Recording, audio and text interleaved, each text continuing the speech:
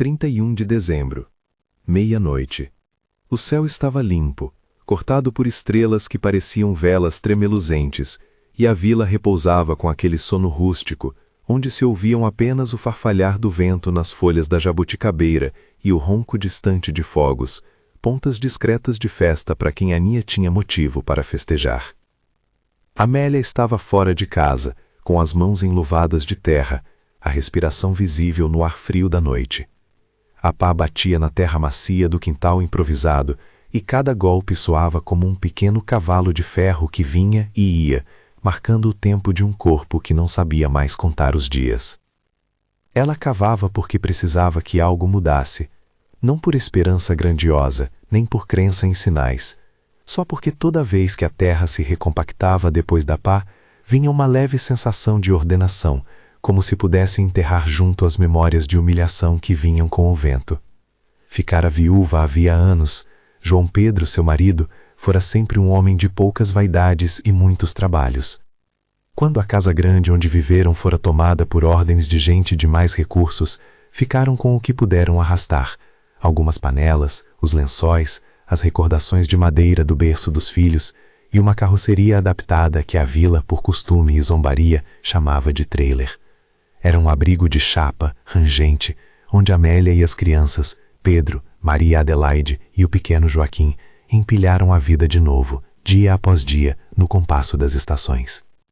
Naquele fim de ano de 1937, a casa nunca existira para ela como um lugar de segurança.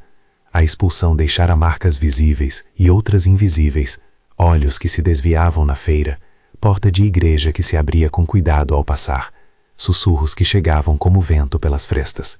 Havia bondades também. Dona Bem-vinda trazia pão de vez em quando. O barbeiro limpava a lâmina sem cobrar quando ela deixava as mãos acostumarem-se à lixa do serviço. Padre Justino fazia visitas curtas, com palavras que aqueciam, sem prometer milagres. Ainda assim, o corpo de Amélia guardava a sensação de que a vida lhe fora diminuída por etapas, uma lâmina fina que cortava aos poucos, primeiro a casa, depois o convívio, por fim, às vezes, a coragem de erguer a cabeça.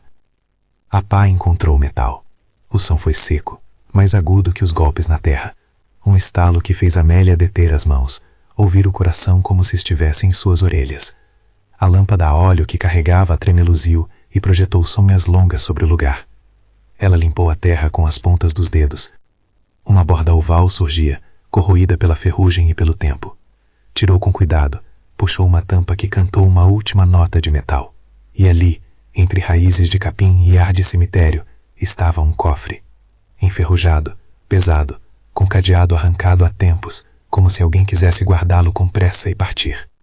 O cheiro que saiu quando a tampa se abriu era o de papel antigo, uma mistura de poeira doce, oxidação e umidade, que parece carregar as vozes dos que escreveram. Amélia sentiu, no instante em que o ferro se abriu, uma mistura de medo e curiosidade antiga. Não era só a chamada de segredos alheios, era uma ponte para um mundo que ela imaginava distante da sua miséria. Cartas escritas à mão, um caderno de folhas grênues, um pedaço de pano amarelado, talvez um bilhete dobrado com pressa. Puxou recebido por uma força tímida, como se cada folha tivesse peso de memória. A lamparina oscilava, as letras surgiam em tinta desbotada, traços firmes e nervosos. Ao ler a primeira linha, a voz do papel atravessou o silêncio. Meu Vicente. 3 palavras que Amélia reconheceu como um sopro. Não era a sua história, e, no entanto, era exatamente a dor com o rosto. As letras revelavam um amor encoberto, promessas que não resistiram ao medo, gestos que se perderam na pressa e na vergonha. Havia ali confissões que pareciam feitas para um mundo de telhas e de poeira, para mãos que não sabiam segurar uma verdade sem romper-se. Uma outra folha trazia um sopro de despedida. Se eu não voltar. E a frase parava, suspensa, como se o resto do futuro houvesse sido arrancado dali antes que pudesse ganhar forma. Ela leu ali, à beira do trailer, palavras que falavam de um parto sem socorro, de uma mulher que esperou e foi deixada sozinha, e de um homem que fugiu com o peso de uma vergonha que o fez esconder as próprias palavras no chão, longe dos olhos e dos juízos. O caderno trazia datas, riscando uma sequência de dias que hoje pareciam a contagem de alguém que se encolhera e resolveu enterrar seus arrependimentos, para que ninguém pudesse julgá-los. A lamparina lançava uma luz amarela sobre as letras. Amélia aproximou o rosto, até sentir o cheiro do tempo. Papel velho, suor de mão, um traço de lágrimas secas que marcavam uma página. Um impulso lhe veio de fechar tudo ali e ir para dentro, fingir que nada havia. Não era segredo que ela vivia de coisas emprestadas e de silêncio. Mas a cuja de ser testada, a curiosidade venceu. Ao ler, seu peito apertou-se de formas que lhe lembravam as noites quando João Pedro ainda estava vivo, e o mundo parecia um lugar que podia ser consertado com o trabalho e o lento arar da terra. Enquanto ela lia, o lugar começou a respirar de outra maneira. As chamas distantes dos fogos de fim de ano ficaram mais fracas. Alguns cães, alarmados, latiram ao longe. E na vila, mesmo àquela hora, havia olhos despertos que não dormiam por inquietação ou por costumes de trabalho. Às vezes, uma descoberta surgia como um perfume que se espalha, não se controla. A notícia do ferro e do baú abriria portas, molecaria bocas. E foi de boca em boca.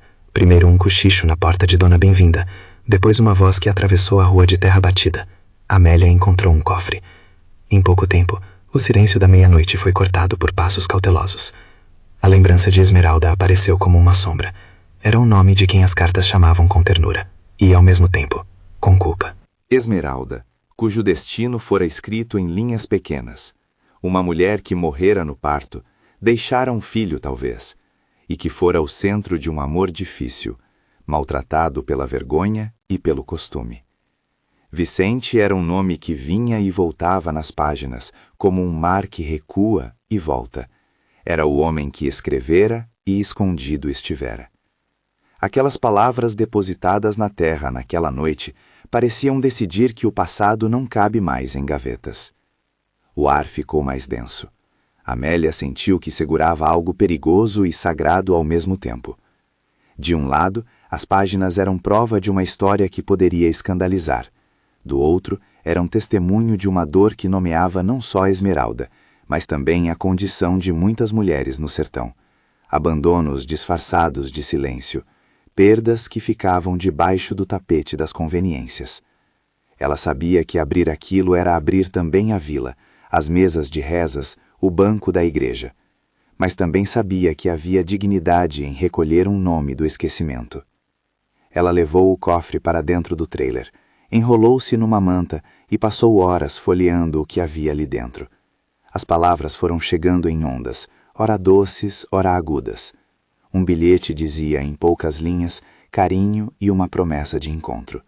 Outro, em tom apressado, implorava silêncio. Havia páginas que se repetiam em pedidos: não conte a ninguém, guarda até que eu volte, diz que eu morri na seca, coisas assim. Gestos de quem tentou apagar a própria presença para proteger alguém ou para fugir de um punho de vergonha. Ao amanhecer, Amélia levou 2 cartas para a mesa, deixou a lamparina queimar até a metade e observou o aconchego simples dos filhos ainda dormindo. Pedro, agora homem moço de braços largos, Maria Adelaide com as mãos de bordadeira, Joaquinho que trazia no rosto a inocência que a vila já olhava com certa pena.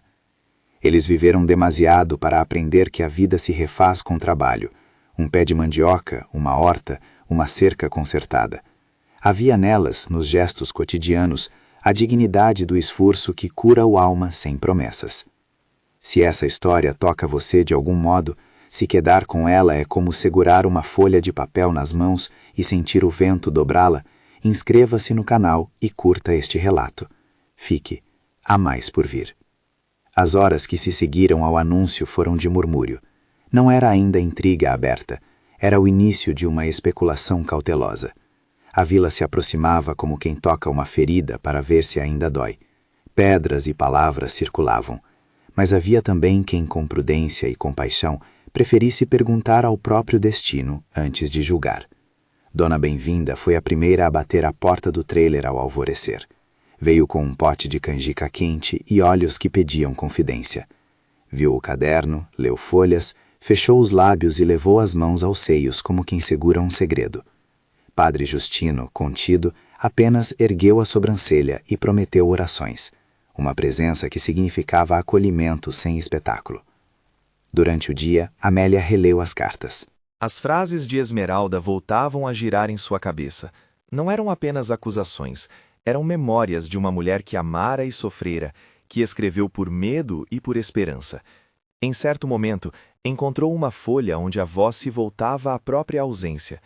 Escrevo para quando não houver mais coragem, dizia uma linha. Amélia sentiu o peso dessa coragem. Aqui talvez faltara a outros, aqui a própria vida lhe pedira mais de uma vez. As repercussões chegaram ao coronel Genuíno Fonseca, homem cuja palavra ainda valia mais que o tempo. Genuíno era figura de autoridade na região, dono de terra e de margem de influência. Para ele, o destino de reputações era assunto a ser regulado. Chegaram também as ondas de curiosidade, que em vilas pequenas têm o poder de reunir vizinhos à porta uns dos outros. Numa tarde, enquanto consertava uma cerca, Joaquim ficou ouvindo vozes que faziam curvas na direção do rancho de Reinaldo, o homem que levava as mercadorias de troca até a cidade. O nome que mais se repetia com cuidado nas conversas era o de Vicente. Não demorou para que alguém dissesse que Vicente, depois de anos ausente, voltara à redondeza. Não era uma chegada anunciada, era apenas um rumor que se espalhou com o ritmo das rodas de carroça. Alguns lembravam de um rapaz de mãos rápidas e ligeira vergonha, outros de um homem que amara a Esmeralda de um modo que a vila não aceitou. Ninguém sabia ao certo o que trazia de braços: remorso, arrependimento, uma vontade de reparar. Mas as cartas, abertas pela viúva, davam substância ao rumor. Papéis não mentem tão facilmente quanto as bocas. Era possível imaginar Vicente chegando pela estrada de chão, empurrando uma carroça, ou talvez vindo a pé, com os sapatos gastados e a intenção retorcida de encarar o que deixou para trás. Para Amélia, a volta do nome significava um choque de possibilidades. Podia ser o início de uma nova onda de calamidade.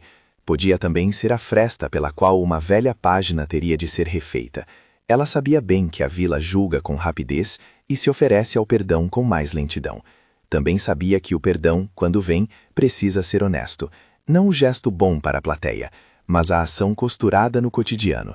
Abrigo, sustento, testemunho público. Numa tarde em que o vento varria a poeira das ruas e o luar ainda não havia tomado posse do céu, um caminho de passos tornou-se mais denso perto da clareira. Alguém olhou para a encruzilhada e viu uma figura mantendo-se à margem, observando. Era Vicente. Ele não entrou com força. Parou, como quem segura um cavalo arreado. Não havia pressa em seu semblante, mas havia algo grave, como se carregasse no peito um bilhete que não sabia como entregar. Amélia sentiu um frio parado no estômago. O mesmo coração que um dia apertara por perda, agora se contraía à espera. Vicente vinha lento, e a memória das cartas fazia do seu nome uma corda que esticava entre o passado enterrado e o presente aberto. Havia entre eles agora a possibilidade de um encontro que poderia desfazer os nós ou amarrá-los ainda mais apertados. A vila assistia, em silêncio mal disfarçado. Havia quem já guardasse suas opiniões e quem se preparasse para o espetáculo. Antes que os passos se aproximassem o bastante para que as vozes se misturassem, Amélia levou o cofre para a mesa e acendeu a lamparina. Leu mais uma vez as linhas de Esmeralda, sentindo que cada palavra exigia um gesto. Havia naquele papel não apenas uma acusação ou um lamento, mas também ecos de ternura. Em uma das páginas, diante da escrita trêmula, estava escrita uma confissão que agora soava como um pedido. Se eu morrer, deixa as flores que plantei no quintal. Dizia uma frase simples, que pedia cuidado mesmo após a ausência. Amélia imaginou as mãos de Esmeralda acariciando a terra, sem testemunha, e sentiu que aquela mulher merecia mais que a sombra de um rumor. A noite começou a cair quando se ouviu, enfim, a voz de Vicente. Não era um homem que berrava, era alguém cuja palavra vinha de garganta que rima com arrependimento. Ele não clamou inocência, não trouxe justificativas de grande alcance. Disse, com voz curta, que vinha por aquilo que fizera e que sentia o peso do tempo. Não vim buscar bens, vim buscar perdão. Falou baixo, como quem pede para ser escutado sem que a plateia o esmague. A vila prendeu a respiração. O encontro anunciava um tribunal informal. Quem julgaria? As palavras iam e vinham, costuravam memórias e promessas. Vicente passou a mão na barba rala, os olhos baixos. Amélia, com o cofre sobre a mesa, sentia que segurava o destino de 3 vidas: a dela, a dos filhos e a de alguém que talvez quisesse reconstituir o que havia quebrado. No entanto, naquele momento, quando as coisas pareciam inclinar-se para um desfecho, uma sombra cruzou a estrada. Uma voz conhecida chamou de longe, trazendo consigo outra notícia que fez o ar tremer. Não foi só a volta de Vicente. Outras peças precisavam se mover antes que o pequeno tribunal do quintal pudesse decidir o que fazer. O coronel Genuíno, homem que aprecia a ordem e reputação, mandara dizer por meio de um mensageiro que a vida naquela região não podia se reescrever sem que se ouvisse a lei do costume. Havia uma inflexão de vigilância nas palavras do mensageiro, e a vila entendeu que decisões não seriam tomadas apenas por compaixão. Amélia ouviu tudo e recolheu o cofre ao colo, como quem segura um recém-nascido.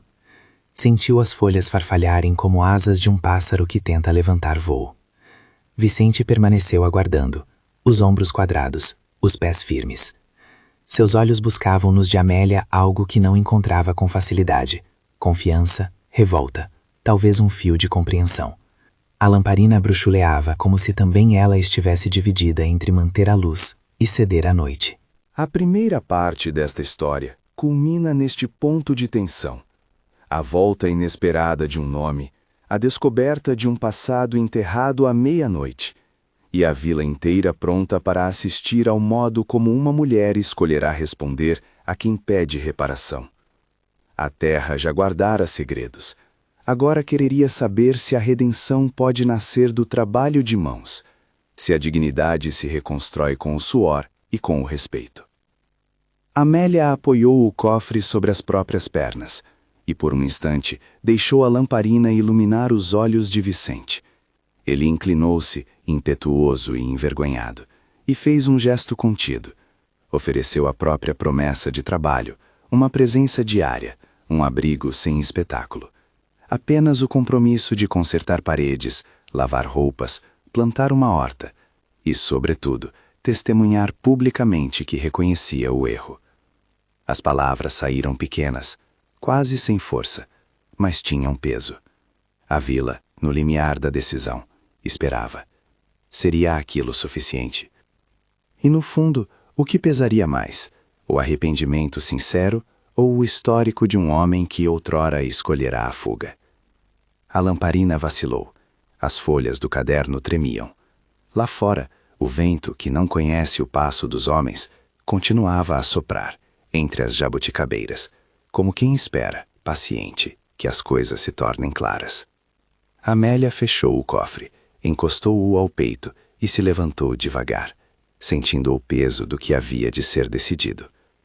Por trás das portas, vozes se alinhavam, opiniões se formavam, preces se faziam em segredo. Ainda havia noites a serem aguardadas, cartas a serem relidas, encontros que fariam o povo mudar de ideia, ou confirmar o que já julgavam. E na escuridão que cedera lugar à luz trêmula, a meia-noite daquelas palavras passara, e o dia prometia trazer consequências que ninguém poderia prever. A manhã que se seguiu à lamparina ainda ardendo, trouxe um silêncio mais pesado, como se a vila tivesse prendido a respiração para ouvir o que o dia diria. Amélia dobrou as cartas com cuidado, guardou o caderno no fundo do cofre e o encostou junto ao corpo. Era como segurar um pequeno mapa para um lugar desconhecido. Dizia onde havia dor, onde ainda havia possibilidade de cuidado. Deitou-se, mas o sono veio em pedaços, em sonhos rasos que misturavam a risada de João Pedro com a caligrafia trêmula de Esmeralda. Quando a luz do sol empurrou a fresta da carroceria e a chaleira começou a chiar na casa alheia, Amélia levantou-se como quem acorda de um sonho que exige gesto. Logo cedo, Vicente apareceu na beira do quintal. Não trouxe palavras eloquentes, trouxe ferramentas. Uma trouxa amarrada em panos, uma velha enxada, um martelo de cabo gasto. Chegou com passos que não pediam licença, apenas ofereciam esforço. Não foi arrogante, não foi teatral. Ficou diante do trailer, como quem olha para um problema com respeito. Amélia, com o cofre sobre uma caixa de madeira, observou-o em silêncio. A Vila, que ainda trabalhava em suas rotinas, olhava também. Os olhares se curvavam entre a curiosidade e a resistência. Vim cumprir o que prometi, disse Vicente, seco. Posso começar amanhã cedo. Se me deixar, eu conserto o telhado, monto o que faltar, planto o que for preciso. Havia na voz dele uma rendição humilde. Não se pedia perdão com um discurso longo ali, mas com vontade de mãos. Amélia sentiu a resistência inicial, aquela velha coisa de guardar mágoas para que não se tornem carne. Mas algo no movimento do homem, no jeito de ajeitar a trouxa, falou de seriedade. Pedro passou os olhos e cerrou a boca. Maria Adelaide, que tinha mãos ágeis e olhos que observavam com cautela, encostou-se ao batente e cruzou os braços. Joaquinho, sempre pronto para encantar-se com novidades, colocou uma cadeira e ficou ali, como se o retorno de um personagem fosse espetáculo. Dona Bem-vinda trouxe um prato de arroz com galinha e sentou-se sem fazer cerimônia. Padre Justino apareceu mais tarde, ajeitando o chapéu, risonho sem ser leviano. O coronel Genuíno Fonseca não apareceu de imediato. Sua própria maneira de assistir ao espetáculo da vila era marcar presença apenas quando julgasse conveniente. A comunidade se dividiu em murmúrios. Uns achavam justo que um homem se reapresentasse e fizesse o trabalho. Outros temiam que a presença de Vicente fosse fermento de novas desordens. Mas havia um ponto sobre o qual concordavam, mesmo os mais duros. A reparação, se seria feita, teria de vir com ação, e não com promessas vazias.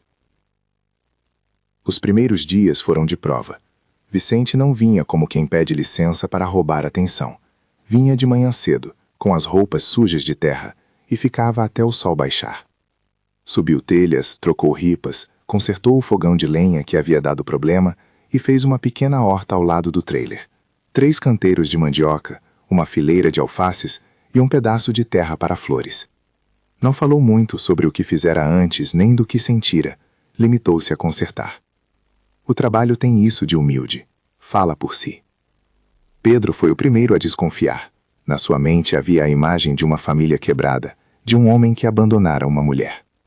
Mas quando viu Vicente ajoelhado ao lado de Joaquinho, ensinar-lhe como pregar uma tábua sem machucar os dedos, o gelo deu uma pequena trinca. Não foi o perdão ainda, foi a abertura para observar. As palavras guardadas nas cartas continuavam a assombrar as vizinhanças. Uns queriam que Amélia lesse trechos em voz alta na igreja, outros pediam silêncio. Amélia, que aprendera que o melhor modo de usar a palavra é quando ela serve para acalmar e não para ferir, escolheu partilhar partes apenas com quem já fazia parte da intimidade daquele quintal, Dona Bem-vinda, Padre Justino e os filhos. Lendo em voz baixa, sentiu novamente a mão daquelas letras puxando-a para dentro de uma história que não era inteiramente sua, e, no entanto, espelhava dores que o sertão conhecia bem. Mulheres ocupando espaços de afeto que a vila transformara em culpa, homens medindo honra por convenções que muitas vezes não tinham misericórdia. Não houve um julgamento formal. Havia preferências, sentenças de língua e olhares que valiam como votos. O coronel foi claro em seu primeiro pronunciamento por meio de um senhor que recolhia contas. Aqui não se muda a história com conversa. A família tem de manter a ordem. Pareceu ser um veto sutil aos improvisos de coração. Mas quando o coronel passou pela feira e viu Vicente com a camisa remendada, de mãos machucadas, ajudando a erguer a sombra onde crianças costumavam brincar, não falou alto. Tomou o assado na sua tábua e por dentro pareceu medir as dimensões da coragem. Às vezes, os homens de opinião só mudam quando a prova fica diante do próprio pão. A vila, aos poucos, notou um fenômeno simples e difícil ao mesmo tempo. A vida cotidiana do trabalho tornava impossível manter a fúria como rotina permanente.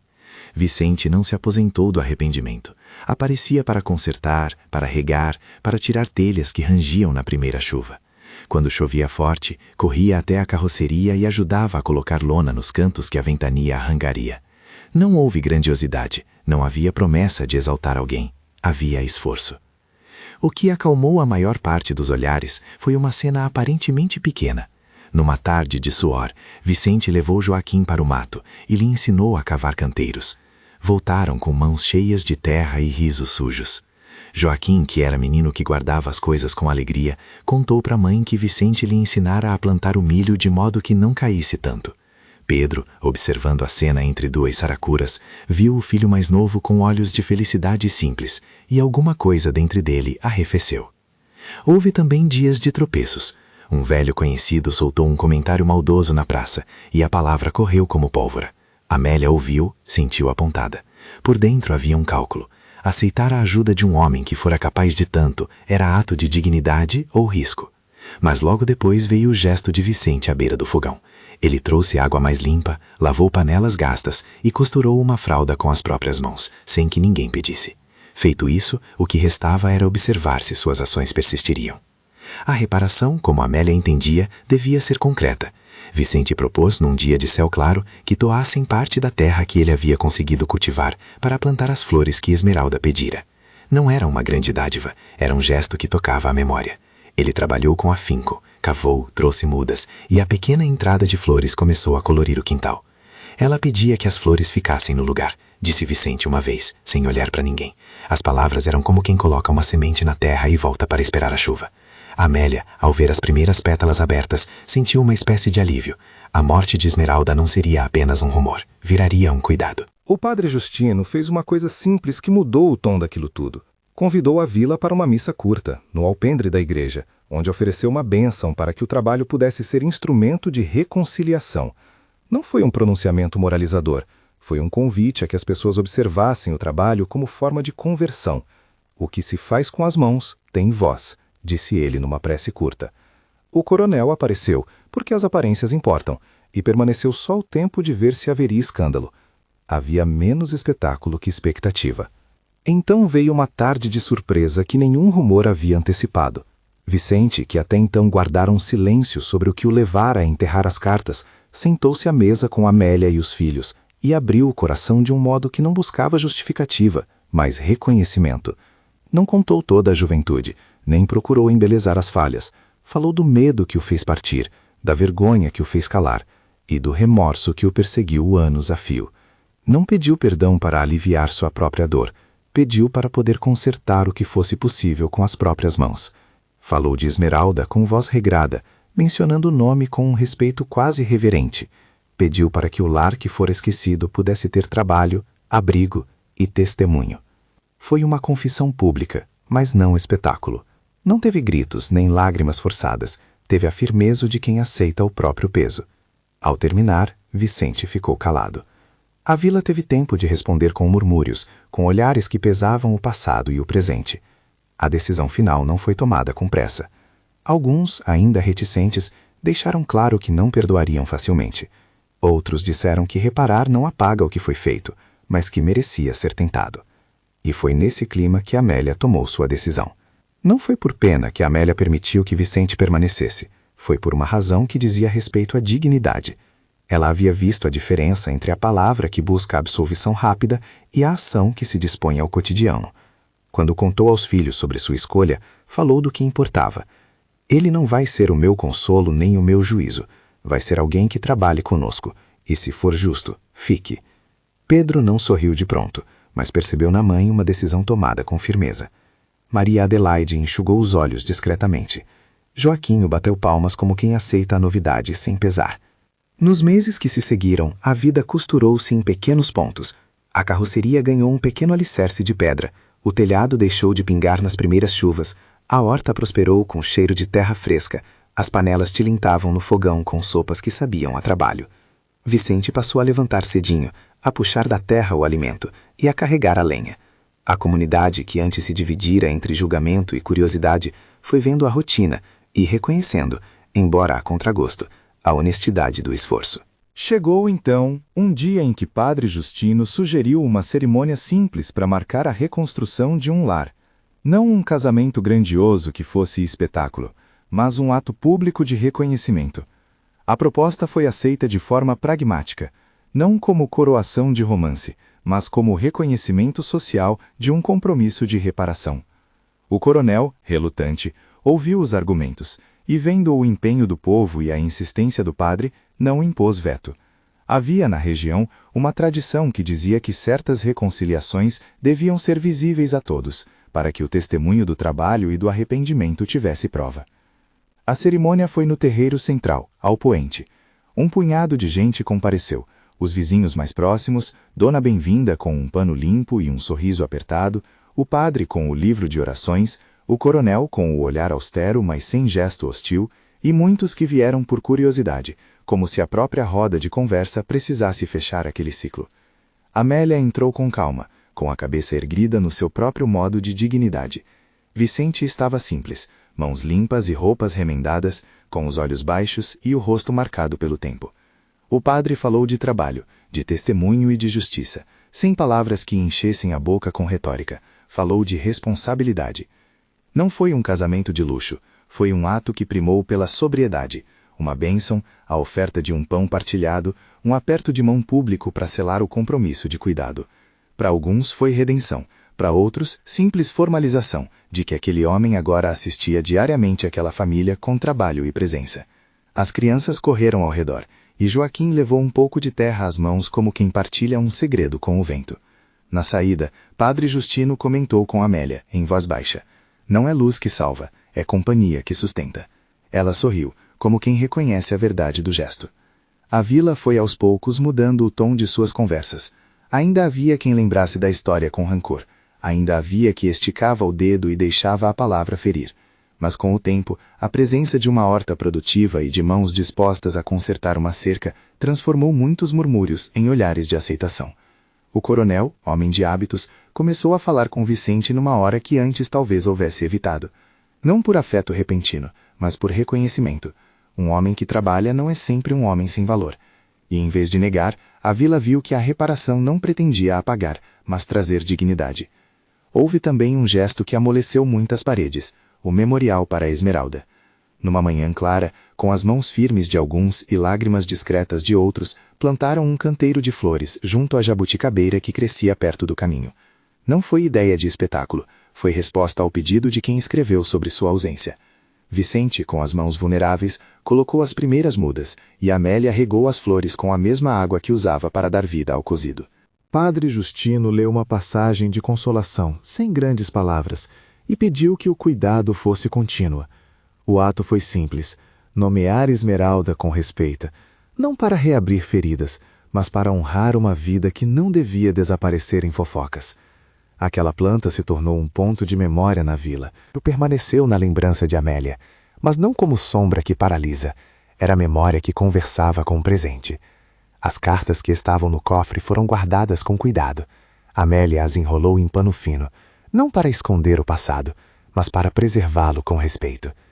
Em noites de vento, quando as crianças já eram adultos, a família se reunia ao redor da lamparina e por vezes lia uma página para que a verdade ficasse conhecida, mas sem exposição. Era um modo de não deixar que as palavras de Esmeralda se perdessem no esquecimento. Houve dias em que a vila, vendo os frutos do trabalho, convidou Vicente para ajudar na reconstrução de um celeiro de alguém que tivera prejuízo na seca. Ele aceitou e lá foi, sem buscar glória. Em outras ocasiões, Pedro, que outrora olhara com cautela, passou a pedir a opinião de Vicente sobre como consertar uma carroça velha, como se o atrito inicial tivesse virado respeito pelo ofício. Maria Adelaide transformou o bordado que aprendera na rua da feira em algo que sustentava a família em festas. Fazia pequenos panos que as vizinhas vinham buscar, e Vicente às vezes ajudava levando mercadorias para a cidade. Joaquinho cresceu com mãos firmes e um olhar que aprendeu cedo que as pessoas podem errar, e ainda assim merecer a chance de remendar a história. O tempo, como sempre, faz o que sabe, amansa arestas, mas não apaga o passado. Havia lembranças que vinham como vento cortante em dias de saudade. Amélia teve momentos em que a lembrança da expulsão e da humilhação aflorava como uma velha casca, mas via também que o trabalho, o cuidado com a casa e a convivência tinham costurado um tecido novo. Vicente não era um herói, era um homem refazendo a própria vida num ritmo de humildade. E essa humildade foi suficiente para que, em muitas mesas, as conversas mudassem de tom. Com o passar dos anos, as mãos de ambos envelheceram. Amélia, que outrora cavara a terra à meia-noite por não saber como lidar com a memória, tornou-se mulher que plantava e colhia com mais calma. Vicente, que trouxera o cofre enterrado como se fosse seu próprio segredo, passou a colocar as cartas em uma pequena caixa de madeira dentro da casa nova que juntos ergueram. Uma casa de paredes de adobe, com janela que dava para o canteiro de flores. A caixa foi colocada no alto de uma prateleira, não como tesouro a ser exibido, mas como testemunho de que a verdade foi lembrada e que, por respeito, precisava ser preservada. Houve quem dissesse que aquilo era redenção. Outros lembravam que certas coisas não se apagavam. Ambos os juízos tinham parte de razão. Mas a vila foi aprendendo algo que não é fácil. Reparar não é apagar, é assumir. E assumir exige tempo e trabalho. O memorial próximo à Jabuticabeira passou a ser local de passagem para os que iam à feira. Pessoas deixavam pequenas flores, mexiam a terra, e a lembrança de Esmeralda ganhou um lugar que não era rumor, e sim cuidado. Os anos então trouxeram um epílogo sereno que ninguém poderia ter previsto na noite em que a pá bateu no metal.